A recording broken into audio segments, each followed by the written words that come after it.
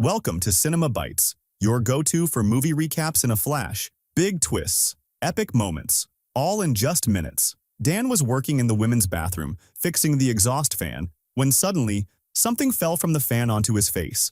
The man dropped everything and started freaking out because of the mess, struggling to hold himself together and not throw up. But in the end, he ran into one of the stalls to throw up.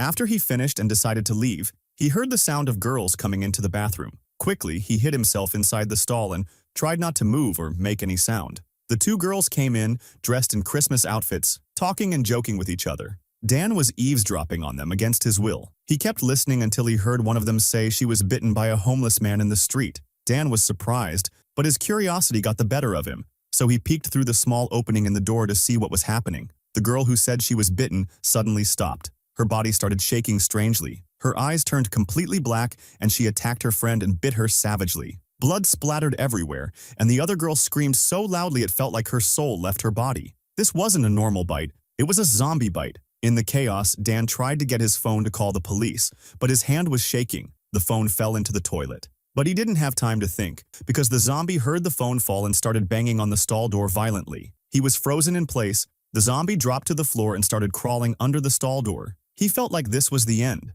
The zombie reached out, grabbed his pants, and started pulling him toward her. The man was fighting for his life, trying to free himself, and in the end, with no weapon to defend himself, he grabbed a toilet lid and smashed it on the zombie's head. Surprisingly, the hit worked. The zombie fell to the ground for a few moments. This was Dan's only chance to escape. He opened the door and ran as fast as he could out of the bathroom. The whole place was chaos. People screaming, other zombies walking around the mall attacking anyone she saw. The entire mall had turned into a living nightmare. Dan ran toward the exit, but the main gate was locked, and people were crowded trying to open it. At that moment, he noticed the emergency exit was open at the end of the corridor. Without thinking, he ran toward it, dodging zombies as best he could. Before he could reach the door, someone moved in the darkness. Someone in a suit, standing as if he was waiting. And this wasn't just anyone. It was his boss. But the problem was, his boss had become a zombie too, and he'd been angry at Dan for a long time. Dan, still inside the bathroom, his heart pounding, couldn't believe what was happening around him.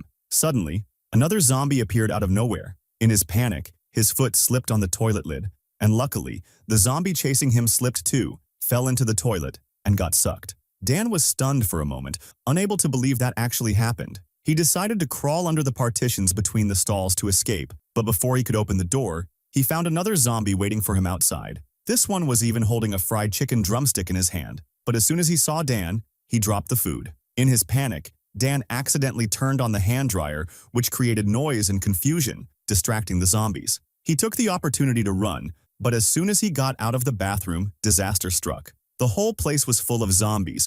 With no way to escape, Dan ran back to the bathroom and shut the door quickly. He tried to pull himself together and think of a plan. Looking in the mirror, he saw himself terrified. But then, an idea came to him. He decided to use the mirror to trick the zombies, moving it so it looked like someone else was standing behind the door to distract them for a while. Finally, after everything that happened, he started to pull himself together. With some focus, he managed to put the vent cover back on. But as he was trying to process the situation, he noticed something, a phone number written on the wall. He ran to the phone, full of excitement, but suddenly remembered his phone was still in the toilet. He had to go back and get it. He reached into the water and got the phone. To clean it off, he washed it under the tap. But when he tried to call security, he only managed to say 2 words before the phone died and burned out. Dan sat on the floor defeated, surrendering to the disaster he was in.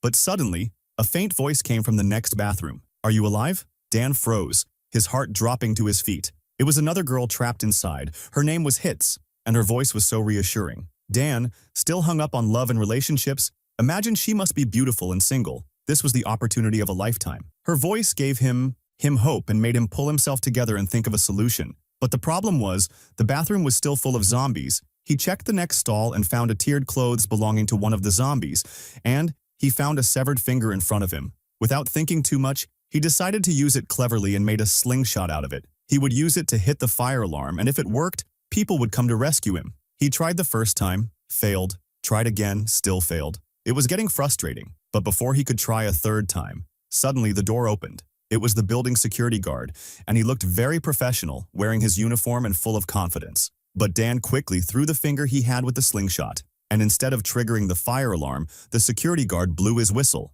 The poor security guard started coughing and choking, but the zombies showed him no mercy. At that moment, they attacked him, and Danny stood frozen in his place, not believing what had happened. But the sound of Hazel brought him back to reality and encouraged him not to give up, to keep trying. He mustered his strength and pulled the slingshot again for one last try, but this time, he had to hit the target. As he was pulling the slingshot again, his hand was shaking, and the shot hit something nowhere near the fire alarm. But instead of the shot hitting the alarm, it hit a hanging ladder, knocked it down, and it fell in front of him. He quickly took advantage of the situation, climbed the ladder cautiously, and managed to reach the top of the tank. Finally, he grabbed the toolbox. Danny is never lucky. As he was coming down the ladder, he slipped. The toolbox flipped, and the hammer inside flew out and fell into the tank. By coincidence, a zombie was standing next to the tank, so he found the hammer in his hand. The zombie armed with the hammer started banging on the shaker outside. Danny was watching, but suddenly, he started provoking the zombie with words and gestures,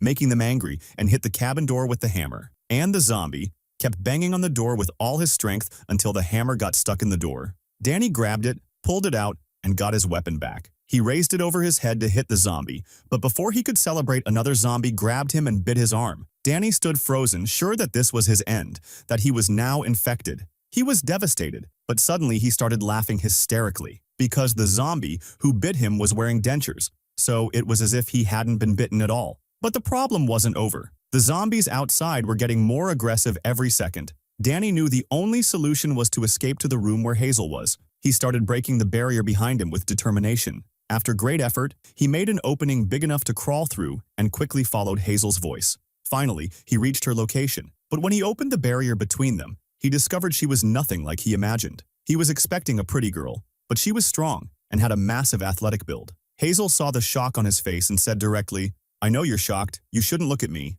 Danny tried to explain that it wasn't like that and that he wouldn't judge her by her appearance, but Hazel wasn't convinced. She told him she suffered from people's looks and their mockery, and what scared Danny the most was that she suddenly opened the bathroom door and the zombies outside had been waiting for this very moment. But before he could say a word, the zombies stormed the room and attacked Hazel. The zombies literally tore her apart in front of his eyes while he stood frozen, unable to move. She was the first girl he ever felt attached to, the first time he felt he wasn't alone, and suddenly, everything was gone. Danny stood in shock, but he knew he had no choice but to escape. He quickly ran to the ventilation shaft, but as soon as he opened it, he found it full of crawling zombies inside. Even the ventilation shafts weren't safe. Now, the only option left was the bathroom again. He rushed in, stood there frustrated, not knowing how to get out. Suddenly, his eyes fell on a drawing Hazel had made on the wall. He remembered her words and broke down in tears. But then, an idea lit up in his mind. Why don't I use what I have here in the bathroom? He wrapped himself completely in toilet paper, pretending to be a mummy, and said, "If the zombies think I'm one of them, they won't attack me." He quickly opened the bathroom door and walked out disguised among the zombies, and the idea worked. The zombies didn't notice him. He passed among them as if he were invisible. The corridor was eerily normal, and he tried to move slowly. Finally, Danny reached the elevator, pressed the button, and waited. The door opened. He ran inside and quickly closed it. The elevator opened on the ground floor. He got out safe, escaping the nightmare, but his feelings were all over the place. He still couldn't believe he'd made it out. Before leaving the building, he stopped in front of the bathroom door, took Hazel's drawing as a memento he'd never forget. He went out into the street, found a phone booth, quickly entered, and called his mom. "Don't go outside, zombies are everywhere." But outside, things were much worse. Zombies were everywhere, and the phone booth he used was surrounded again with zombies. And here the movie ends. Don't forget to like and subscribe, and stay tuned for